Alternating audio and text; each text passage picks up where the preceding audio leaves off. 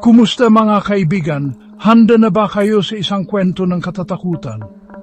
Kung oo, sumama kayo sa akin sa paglalakbay patungo sa isang nakakatakot na alamat na nagpapahirap sa puso ng mga naninirahan sa isang maliit na baryo dito sa Pilipinas.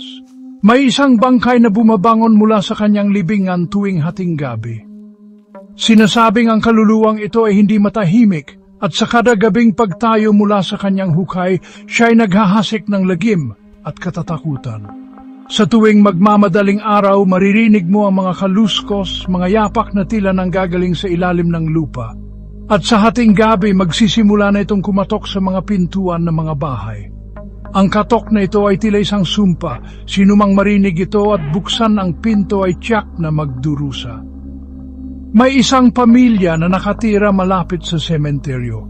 Isang gabi habang tahimik silang natutulog, narinig nila ang malakas na katok mula sa kanilang pintuan.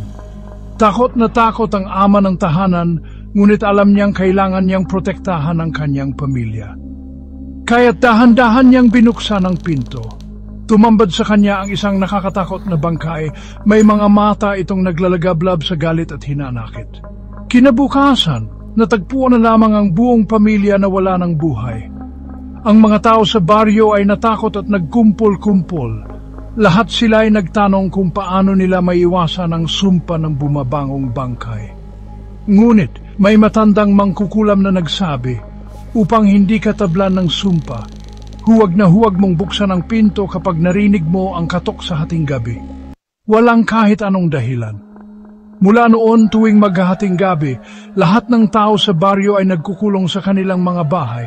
Binabarahan ang mga pinto at bintana at tahimik na nagdarasal na sana'y hindi dumating ang oras na sila'y katukin ng bumabangong bangkay.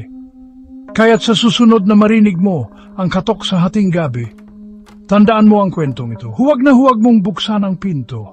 Baka ang susunod na biktima ng sumpa ikaw na. Hanggang dito na lang muna mga kaibigan.